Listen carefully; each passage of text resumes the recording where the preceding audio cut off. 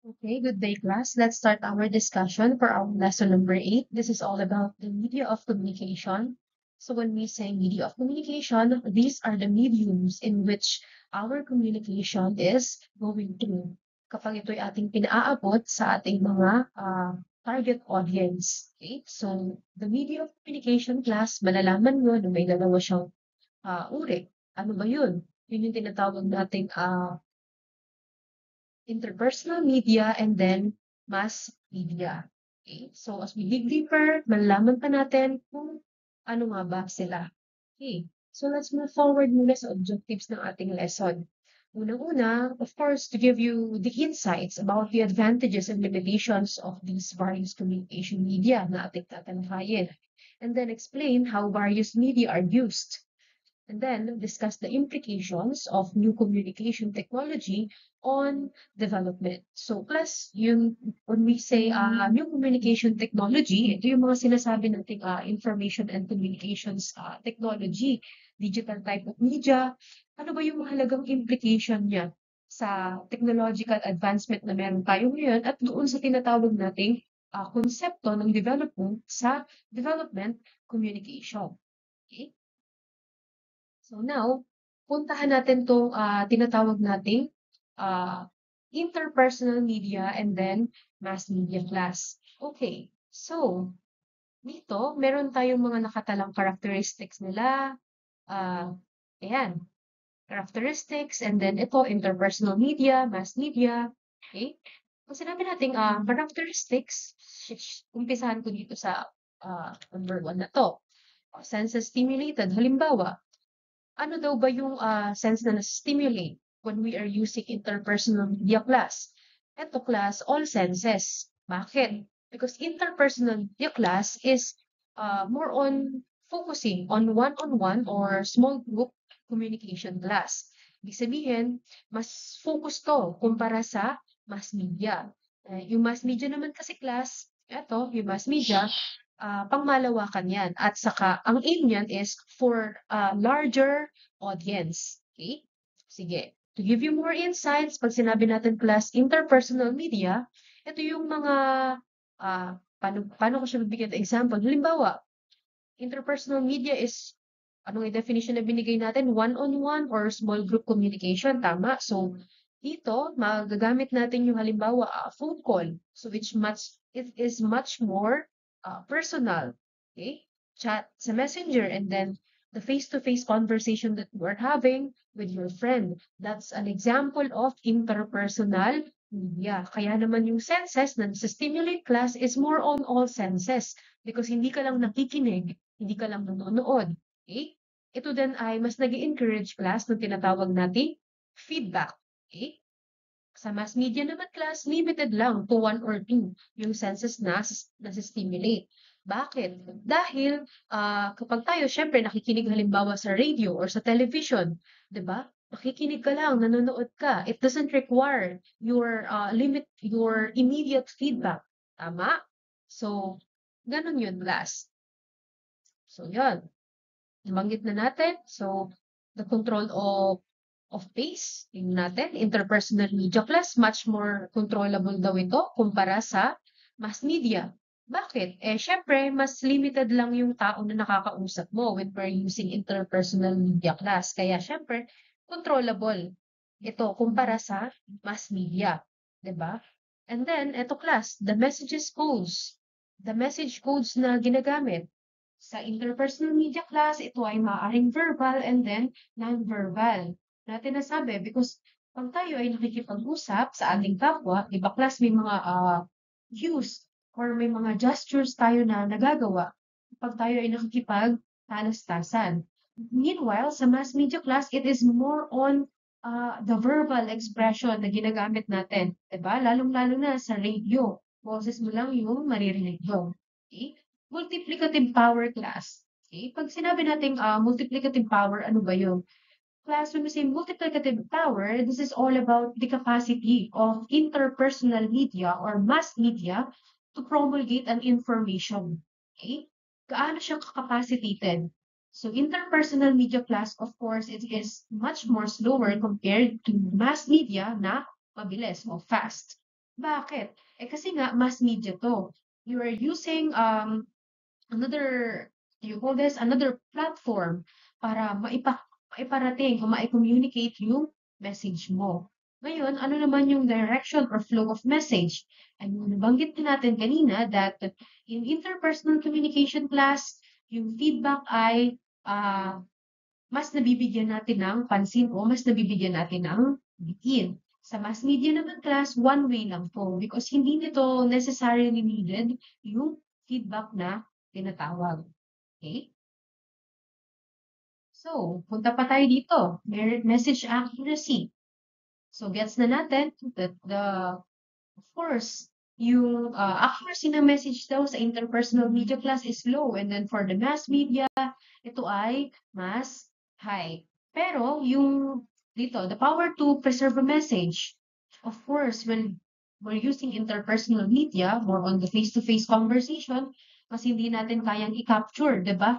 Yung isang conversation, unless gumamit ka ng cellphone, digital media, i-record mo yan. But yung mass media class ngayon, this is highly, kumbaga, mas parang highly utilized na siya, 'di ba? Mas nare-replay na natin because nowadays available na rin yung mga tinatawag natin Facebook Live, tama na naka-record na ron kung alin yung mga halimbawa ay inere mo na isang programa o isang mensahe.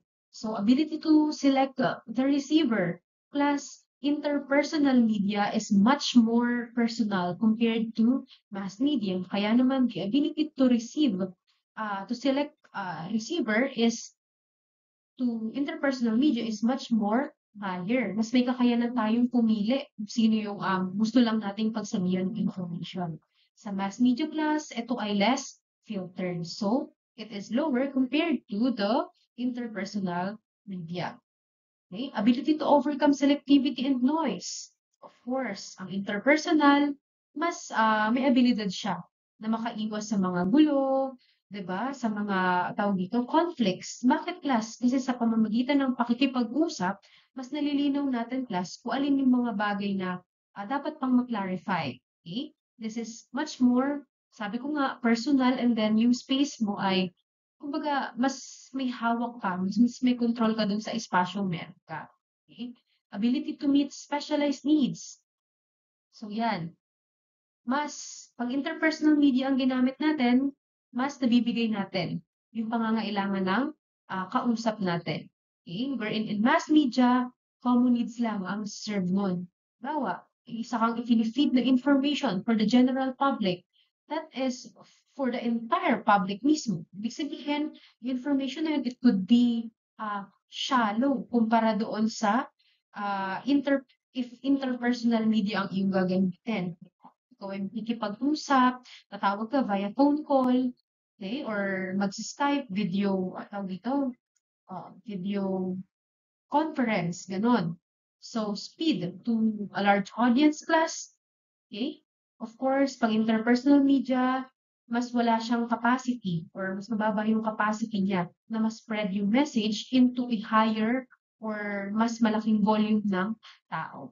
Or in mass media class, mas malaki yung capacity niya. Possible effects or effects class.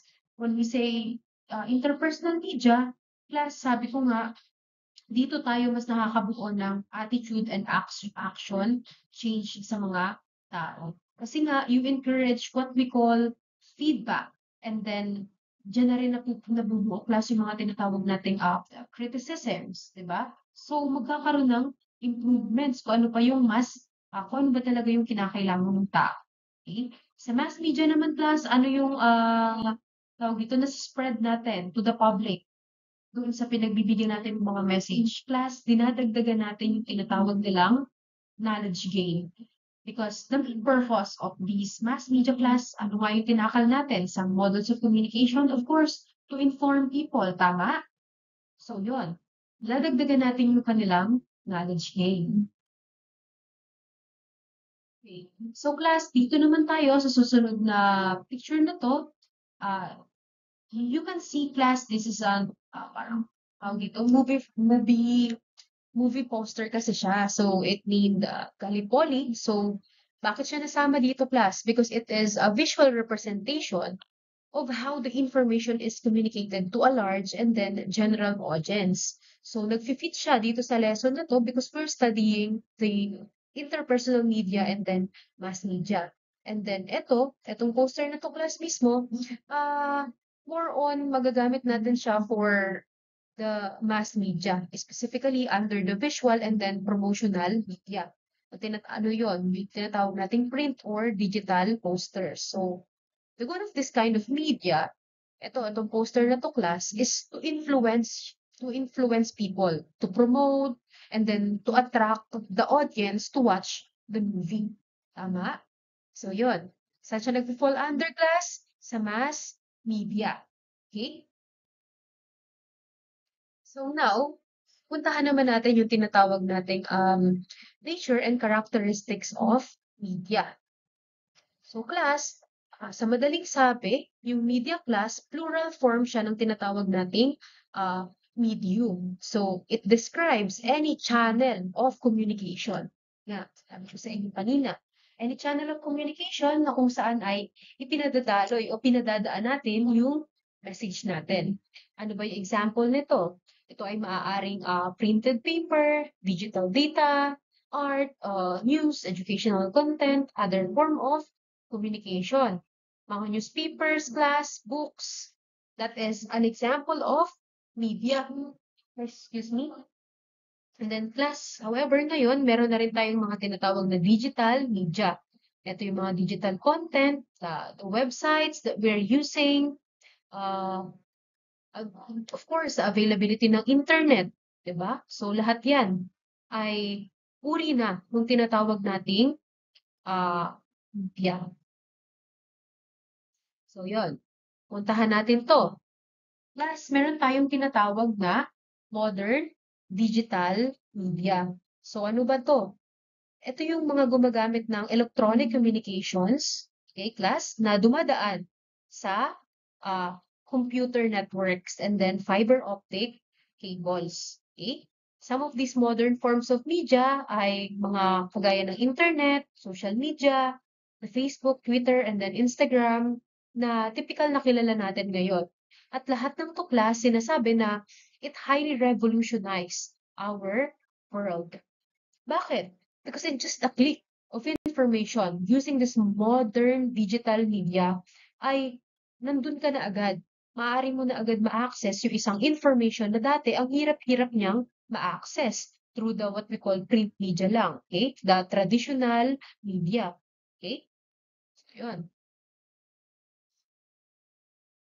Ngayon class, meron tayong tinatawag din na, yun na nga, inabanggit ko kanina, may tinatawag din tayo ngayon ditong traditional media. So, itong mga media na to, class, media that originated prior to the internet. Ibig sabihin, bago pa magkaroon ng presence of internet, itong mga media na to ay nag-i-exist na.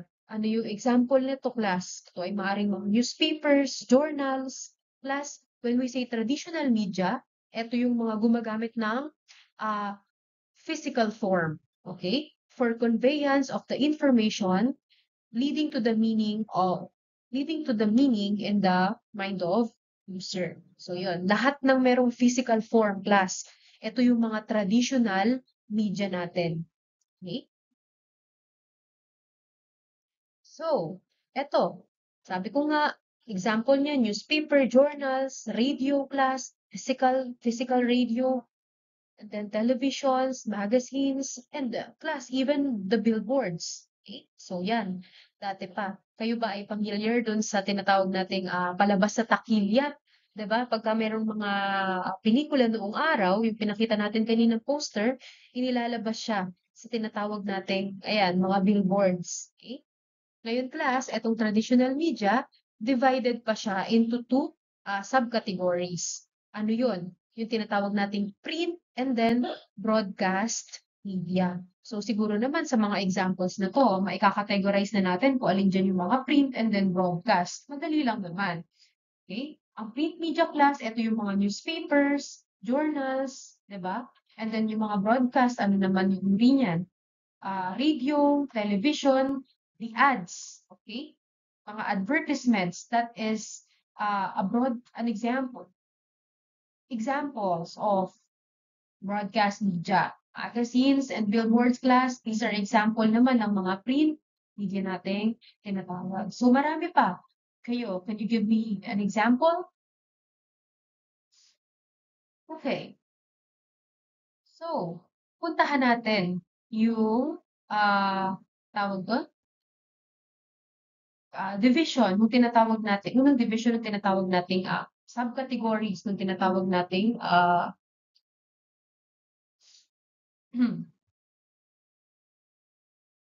print media, okay? Traditional media rather, okay? Punta na tayo dito. Tinatawag nating print media. Plus, ito, yung isa to sa pinakamatanda na uri ng tawag dito, mass communication. So, ano-ano yung mga ginagamit? Dito class, typically gumagamit sila ng mga, tawag dito, papel and then printing machines, printing press, dito rin yun, gamit na gamit. So, when we say print media, it is one of the oldest and basic forms of mass communication. This is a form of publishing that relies upon the paper as its medium. So, yun na, nabanggit na natin kanina. And then, dadaan yan lahat sa printing press or mga printing machine para, kumbaga, ma-print mo, ma-imprenta mo kung ano yung message na tina-target mo maiparating sa iyong audience. Halimbawa, class, mga dyaryo, di ba? Lahat yan dumadaan pa sa printing press. So, if you are going to think of it, gaano kaya katindi yung effort ng mga tao, di ba? Lalo na nung araw, just to supply us the information na kinakailangan natin, di ba? Dahil wala pang ang cellphone, wala pang ang internet, more on sa dyaryo tayo umaasa. So, kailangan yung dyaryo, maagang maaga, inaabangan na natin, di ba? So, yun. That is an example of print media. At paano to nag-manifest sa pamumuhay ng mga tao. Okay? Advantages na masasabi natin tungkol dito sa print media class, of course, kaya niyang ma-educate yung mga illiterate type of people. Ah, Kumbaga, yung access niya, ambient lang, di ba? Even mawala ng internet, lagi siyang nandyan, nakasubaybay lang siya sa atin. Okay? So, later on, discuss pa natin yun. So yan, nabanggit na natin kanina. Other examples pa, ayan class, even the clinical journal, this is an example of print media, leaflets, mga information and communication, education materials, that's an example of print media rin class, essays, lahat yan, print media as long as nakasulat siya sa isang papel at inimprenta siya, okay? With the purpose na ma-promulgate or maiparating sa mga tao yung mensahe ng isang specific essay na yun or specific, what do you call this? Information na yun. Okay?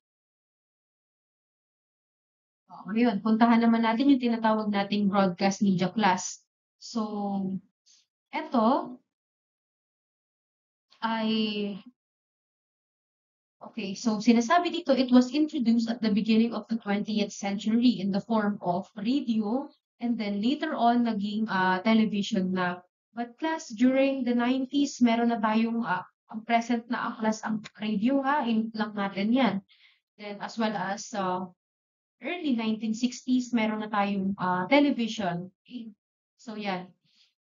However, dito, tatalakayin natin kung bakit nga ba sinabi yung broadcast media class ay na-introduce daw noong 20th century. So, defined as different media channels or broadcasters such as the TV, ayun, and then plus, dito pinapapasok yung tinatawag nating internet. During the 20th century lang naman tayo nagkaroon ng availability of the internet na yan, pero limited pa, di ba? And then, class, meron din tayong tinatawag na audio podcasts. That is an example of broadcast media class na na-promulgate or na-introduce ng 20th century. Video content and then others. Okay? But yung radio class and then television, sasabihin ko sa inyo, early 90s pa lang, meron na tayo yan. Okay? So, eto pa. Different forms of media dito. Ayan. Papasok na dyan yung radio. So, It is an example of broadcast media, of course, the radio and then yung television. Ano ba yung advantages nito? Unang-una, yung availability niya at saka yung affordability niya ay syempre para sa masa. Okay? These radio also can repeat messages at low cost, so reaches the illiterate audience. So para makamasa talaga to, para to sa lahat. Flexible in style. Bakit class? Because radio, meron na rin siyang mga tinatawag na parang AM and then FM station. Di ba ang AM ay yung para sa balita. And then FM naman is for the entertainment. Yes, FM. Ayan, may mga drama dyan, may mga nagpapatugtog. Yun. So, si Ma'am Jamie medyo laki sa ganyang type of media sa radyo. Bago pa ma-introduce yung Spotify na yan, YouTube Music, lahat po yan ay, bago yan ay, meron muna tayong tinatawag na radyo. Kasama natin sa lahat ng, dito, aspeto or event ng buhay natin, di ba? Maybe me, because sabi ko nga, dyan ako lumaki. Okay? So, announcement of events and then developments ay dito rin naipararating sa pamamagitan ng radio and then television. Okay? Yun ay isa lamang sa mga advantages nila. Okay? Puntahan naman natin ngayon yung disadvantages. So, yung radio class, it cannot illustrate complicated technical concepts. Siyempre, sinasalaysay lang sa atin sa pamamagitan ng salita, but hindi siya, tawag dito, hindi siya sa atin na ipapakita visually. Okay? And then, provide or respond to immediate feedback. Because as I said, as I mentioned, the radio is an example of what do you call this? Linear. Okay? Linear type of communication. Ibig sabihin, the feedback is not necessarily needed. So, repeat the messages upon demand. So, depende sa kung anong gusto marinig ng mga tao. Then, pace itself according to the audience. So, isa pala siya sa mga disadvantages ng radio because it paces itself. Okay? It paces itself according to the audience needs. Siguro, bigyan ko to ng konting highlight mas. Bakit? Kasi, when yung mga announcers sa radio class, of course, they will feed what people need. Okay? Hindi talaga kung ano yung parang tawag dito. Kumbaga, hindi naman lahat ng information kasi is parang bibigay mo siya doon 100%. So, meaning, you gather the feedback pa rin from the people ha. Pero yung feedback na kumbaga na-build mo siya through time, hindi in an instant. Okay? So yun. Kung ano yung parang trending class, dun pa rin nagbe-base itong radyo. So, class, disadvantages, hindi niya din kaya yun nga, it cannot overcome some geographical barriers kapag kulang na kulang sa signal, mahina talaga yung signal. So yun, hindi isa yun sa mga disadvantages nila. So, sige, tingnan natin yung radio cannot pace itself according sa needs daw ng tao. Sige, medyo bahin ko lang yung explanation ko because nalito ako. Ngayon, ibig sabihin, class, hindi niya, ayun nga, hindi siya nagre-require necessarily ng feedback and therefore, minsan hindi nafi-filter ng radio kung ano ba talaga yung kinakailangan ng tao. Plus, bigyan natin ng highlight yung pagiging mass media pa rin ng radio. Under pa rin siya ng tinatawag nating mass media. Okay? So, yun. Ang purpose ng mass media is to inform the large amount of audience, the large amount of people, but never to target what they actually needed to hear. Unlike the community radio sa konsepto natin sa development communication na kumbaga ito yung mas tutok dun sa kung anong kailangan marinig at makuhang information ng mga tao. Okay? Yun. So now, tingnan natin to. Because of these limitations, nung radio class again, DevCom depends more often on the communication radio stations that prepare broadcast for a specific audience group. Ayan class, dyan papasok yung tinatawag nating community radio stations because in DevCom class, we are much more specific. We do not aim to inform the large amount of audience, but we try to inform as much as possible our real target audience. Okay? So that is for DevCo, at least class. So yan. Kaya din pumapasok yung konsepto ng community radio sa atin. So yan, ayan yung example. In Samis Oriental class sa Palawan, meron din. In Nueva Ecija, Radyo Gimba. Okay? Dito sa Basi, Radyo Basi, nawa ay mag-operate din siya sooner. Sa Bulacan, sa Kapitolyo Plus, may mga community radio din tayo na available. Pero yun nga lang, ang karamihan nagagamit din ng mga radyo na to, hindi para sa purpose ng DevCom, okay? But more on, doon class sa tinatawag nating, tawag dito, more on doon sa tinatawag nating demand. Demand pa rin ng publiko, okay? Hindi talaga para sa specific need ng isang komunidad. But plus, yun ang difference between sa radio mismo, local radio station, and then community radio. Pag community radio class, mas specific. Pagka local radio station, ito ay mas malaki yung audience. Okay? So now, eto class, meron akong example na ibibigay sa inyo.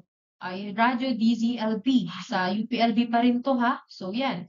UPLB has full on air. Yung tinatawag nating SOA. So it's a radio-based learning for farmers. CL class, ito yung sinasabi ko sa inyo. Meron din kaming mga ganito. Halimbawa, Technotalk, tawag dito, Techno Thursday, ganyan. May mga programa na specific para sa mga farmers. Yung Technotalks, it promotes, what do you call this? It promotes the technologies. Okay? Meron pa yung dati kong na-handle na programs, DOST, ayos na DOS. Ano to? It bridges the recent development to the people. Tapos, i-communicate mo siya through radio, sa radyo, CNSU. Sino ang mga beneficiaries nito? Yung mga tawag dito, negosyante, mga farmers, ganyan, na gustong mag-innovate ng kanilang business o ng kanilang mga pinagkakaabalahan. Okay? So, yun.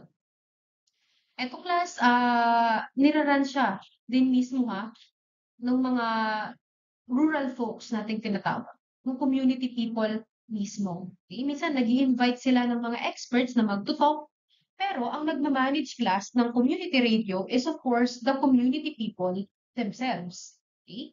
So, yun. Kaya masasabi natin it is much more sustainable and then inclined kung ano talaga yung kinakailangan nilang marinig.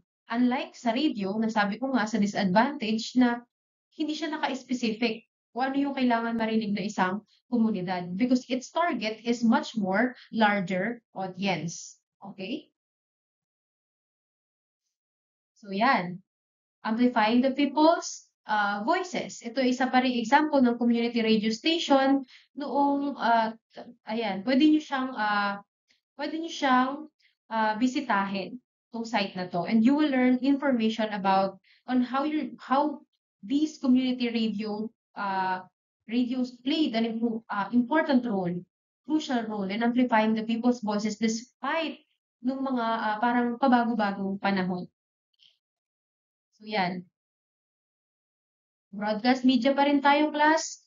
Puntahan natin 'to tinatawag naman natin television. So, television is the closest to face-to-face communication and is successful in reaching out to both literate and then illiterate audience.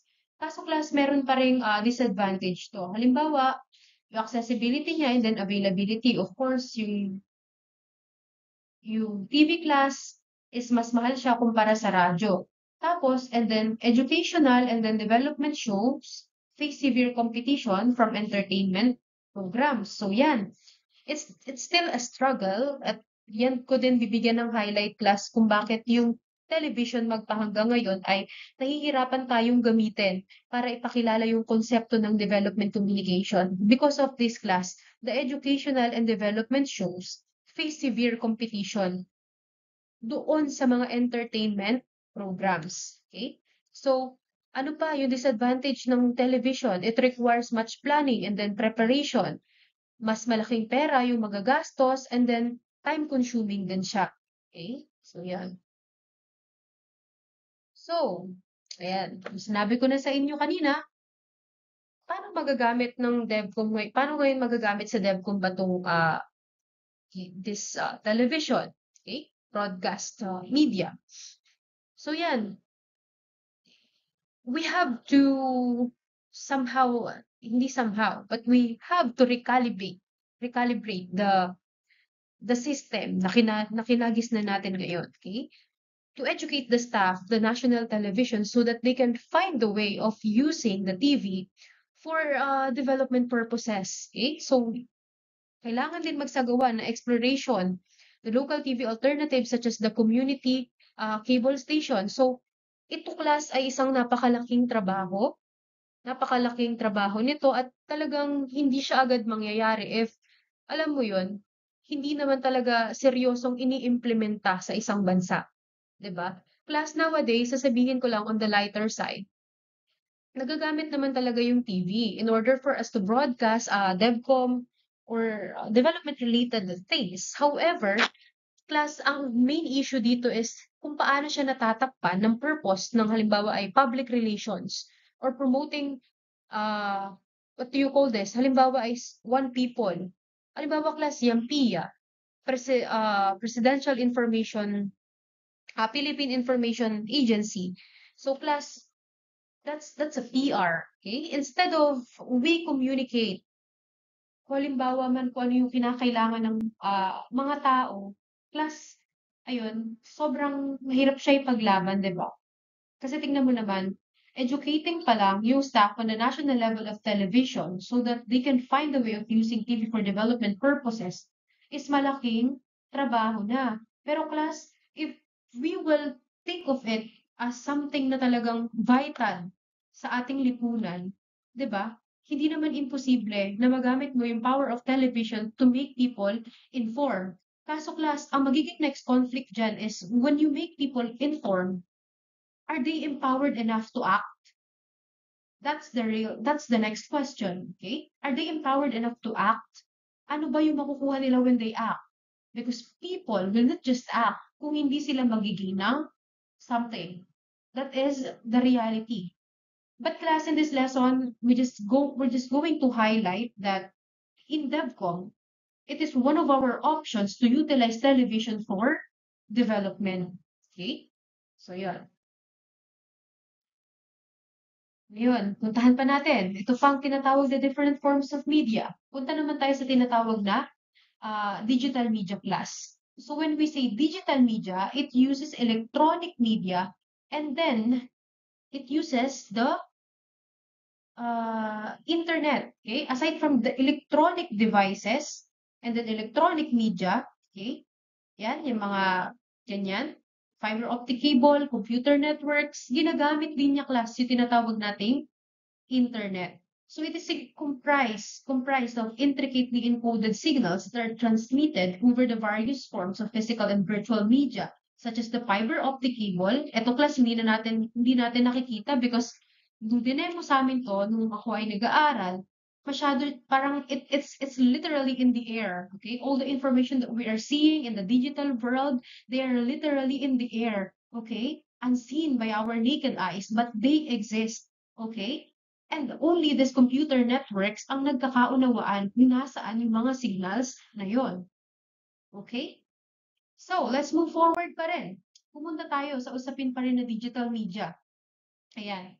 Sabi na kanina, it uses the internet as whole but on a more granular level. So, media is used to indicate the software. Ayan. Granular level lang. Okay, i-note nyo to class, the granular level lang. Kung paano ginagamit yung paano niya ginagamit nung digital media yung internet. Sa paanong paraan lang daw. When we indicate or when we say sa pamamagitan ng software class, the video games, the videos, the websites, social media that we are visiting, we're using, and then through the online advertising. Sa ganung pamamaraan ng class, nagagamit yun ng digital media ang internet. Pero class, let us not limit pa rin ourselves sa nabasa lang natin dito. Software lang ba? Video games lang ba? Mga website lang at advertising lang ba natin nagagamit yan? Di ba class ngayon nagagamit na rin siya for advocacy, yeah, yun na nga, given na online advertising, but what do you call this? To improve relations, 'di ba? Between agencies to agencies. Okay? Paano sa DevCom, paano siya nagagamit? Paano nagagamit ang digital media class? Okay, it's when we try to communicate or to reach to the other agencies na malayo sa atin sa pamamagitan ng mga tinatawag nating digital media. Example class in Basi, 'di ba we have here the Facebook page, the official Facebook page of Basi. And then all the achievements class, the milestones of this state university or state college that we have, ay, di ba, lahat plus ay maaaring makikita na natin doon, mababrowse natin yung digital media, and then madali na itong maa-access ng mga kapwa natin nasa higher education institutions. Okay? And the same way naman sa iba, mas nagkakaroon tayo ng access kung ano yung kaganapan sa kanila through their digital medias, mga websites na meron sila. Okay? And then through the presence of social media. Okay? So yan, examples of digital media class, ayan, tingnan natin. We have here the digital photographs, digital books, yung tinatawag din nating e-books, websites and blogs, social media, mobile phone applications, software sa laptop, virtual reality glasses, immersive art, even the holograms, okay? And then, eto naman class, yung mga industries where the digital media can be used. So basically, it is the entertainment, technology, e-commerce, non-profit organizations, health, education, marketing and advertising, even the government class. Typical na ginagamit na tong digital media, sports, live broadcasting, tama? Ng laban ni Pacquiao, laban ni Eman, okay? Environment, television, and then publishing. So basically, any industry that needs communication ay gumagamit ng digital media. Tama o mali? Tama. Okay? So, lahat yan, sabi ko sa inyo, kaya huwag kayong mawawalan ng loob if other people will tell you that, oh, you're just DevCom, what can you do? You are communications major. No, you are not just communication majors, you are communication majors. Okay? Your main role is, syempre, para i-highlight kung ano yung, may kakayanan tayong i-highlight kung ano yung parang best sa agency na ating kinabibilangan. We have the capacity to shape kung paano na-view ng audience natin kung nasaan man tayo o kung alin man yung pinagsisilbihan nating agency. We have the power to utilize the digital media class para mas ma-improve, o 'di ba? At mas matulungan yung mga agencies na meron or pinagsiservan natin. Kasi nga class, sabi natin, all the industries, okay? All the industries nowadays, especially that we are in a digital world, are using what we call digital media and then the internet. Okay. So yan. Other forms of media paklas, yan. Meron tayong mga tinatawag na tawag dito, the information and communications technologies, but other slides yun. This class is another form of media through remote education, okay? Gumagamit din tayo dyan ng mga information and communication technology to make people informed, okay? And yan, yung mga DevCom, that is one of their works or key works to serve as the extension workers. Okay? So yan, we educate people, you inform people in a remote area, you empower them of something na kumbaga hindi pa nila ganun kaalam. Okay?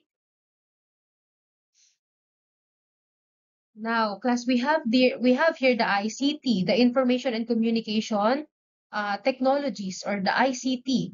So, ano ba itong mga tinatawag na to? These are the combination of tools that handle yung tinatawag nating information storage, information communication, at yung tinatawag nating digital processing. Lahat yan ay nandiyan na sa Information and Communication Technologies o yung tinatawag nating ICTs. Again, ano-ano yung mga tools? Okay, combination of tools that handles the info storage, information communication, and then the digital processing itself. Okay? So, yan. Ano-ano yan? Mga uri na yan. So, dito, photo, slides, overhead projectors, video monitor, LCD screen, video projection film, etc. and etc. These are examples of the ICT. Ano to mga to? Plus, when we say the overhead projector, ito class, mga example to ng parang ano, the visual type of media, 'di ba? Na okay, na tawag dito, nakakatulong sa mga tao para makita yung isang image, 'di ba? Storage naman class. Meron tayong mga tinatawag kasi dati noon mga compact discs, ganon. So yan. Dito, dito class in media, lagi nating tatandaan okay, so paano natin tawag dito, conclude itong ating topic na 'to class. So, in media class, lagi nating tatandaan, media are in media of communication class, these are the channels of communication na ginagamit natin para ma-communicate yung isang message or yung mensahe na gusto nating maiparating sa tao. Okay? Ngayon, meron tayong mahalagang terminologies. May tinatawag tayong traditional media class. Yung traditional media, meron itong tinatawag na ah, ah, tawag dito, subdivision. Ito yung tinatawag nating print and then broadcast. Ngayon, yung broadcast, may classification pa siya. Maari itong radio, TV, or TV, di ba? Tapos, meron din tayong class tinatawag na the second type of media, yung digital media. This is the internet-based and then electronic-based. Okay? So, each media has its strengths. Lahat sila may strengths class when it comes to their reach, their speed, and then the visuals na kaya niyang mapakita sa tao. Meron din silang limitations when it comes naman to their costs, access, and then feedback. Ngayon, the new technologies have transformed how people learn, communicate, and develop. So, yun. Nalaman natin, class, na dito sa pag-aaral na to, na if if back then or nung mga unang panahon, unang araw, kung paano na-access ng mga tao yung information kapag meron silang halimbawa, tsismis or mahalagang kaganapan na kailangang malaman ay sa pamamagitan pa ng dyaryo. Kinakailangan nilang mag-abang tuwing umaga. Okay? Yun ay parte ng traditional media na tinatawag natin, di ba? The print media. Ngayon, plus, sa digital media, sa digital age na meron tayo, internet-based na. So, when there are information na kailangan nating malaman, in just a click, maaari mo na 'tong ma-access because the internet is laging nandiyan. Kumbaga, it's highly present. Okay? So, yan. Ngayon, paano natin maa-apply yung lahat ng lessons natin na to sa konsepto ng development and then communication. Plus, just like development, lagi nating sinasabi that it is ever evolving. So these medias class ay hindi natin dapat maiwala. Even the traditional media, mahalaga siya. Palagi natin siyang tinitingnang mahalaga sa konsepto ng development communication class because plus, yung mga tao, lalong-lalo na yung mga local communities na nasa far-flung areas, hindi mo sila marireach through what we call digital media. So we have to utilize what we call traditional media para maiparating yung information na kailangan nila. Ano yung example ng traditional media na yun, class? Radio, 'di ba? So yan, magagamit nila yan. Ano yung sinasabi ko kanina na parang other forms of media? By communicating, doing a remote education, by doing extension works, you go to the community, you empower them. Okay? Kung ano yung availability ng media na meron, traditional media na meron sa kanilang lugar, yun ang ating i-utilize. Okay? But nowadays, class, hindi rin naman dating dapat wala sa isip natin yung kahalagahan ng digital media kasi hindi na natin yan maitatakwil or maiwawaksi. Diba? We just have to embrace it fully. Yan na yung trend natin kasi ngayon. So, as DevCom, paano natin mapapakita yung halaga nitong, paano natin mapapakita yung halaga ng parang development, yung konsepto ng development sa digital media. Plus, it's when we apply what we know, when we combine the traditional and then kung ano yung nalalaman natin in the tawag dito, modern application of this media. Okay? It's when we integrate both of them and then we use to transform a message in a way na mamumove mo yung mga tao to actually act. Okay? At hindi lang para sila ay i-inform. Okay? So, yun class. Doon na tayo nagtatapos sa ating discussion for this lesson. Thank you so much.